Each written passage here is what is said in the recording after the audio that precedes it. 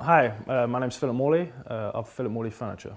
Originally I'm from London, England, where I studied traditional carpentry and joinery.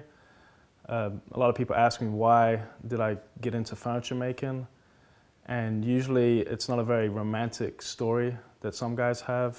It was more of a necessity.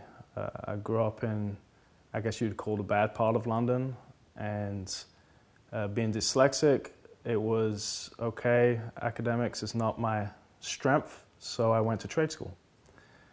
Looking back, I'm super thankful for it because it was really the one thing I excelled at. It was what I was good at and passionate about. I basically was first introduced to woodworking, like a lot of people, or at least used to be, at high school. So when I was at high school, I had woodshop. And my woodshop teacher, really took an interest in me, and I guess the fact that I was passionate and wanted to learn about woodworking.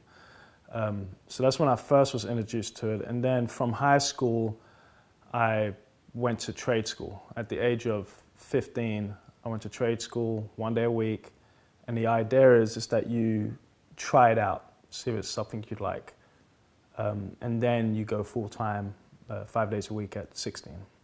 The way it worked was at age of 16, went to trade school for 4 years, or I guess 3 years. And then once I got out of trade school, I went and worked as an apprentice, but it was more focused on traditional carpentry and joinery, not necessarily furniture. I always knew that I wanted to get into furniture eventually. I think it was just a progression of trying to get better at my craft. So I did an apprentice for a few years as a carpenter, a trim carpenter, I guess. And after that, it wasn't until I came to America and really got interested in furniture. And then I did, I guess, probably 2 apprenticeships. I did a 4-year apprenticeship in Florida. Our focus was a little more on high-end veneer work. Did a lot of kind of yachts and stuff like that. It was a 2-man shop, an amazing designer. That's kind of what got me into designing furniture, was Richard Chilcutt. And then I would say the guy that really made me the craftsman I am now is Michael Kolker, and here in Texas. So I worked with him for 7 years.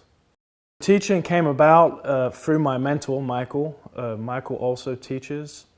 He teaches advanced woodworking 1 day a week at Austin Community College, and that's kind of the progression was I would show up for his class and be his helper in his class, and finally the hope was that I would teach one day. They opened a new campus and needed teachers, so that's kind of what happened. I've always been real passionate. I may not be the best teacher because I'm a woodworker, but I've always been very passionate about passing on the knowledge that's been passed on to me.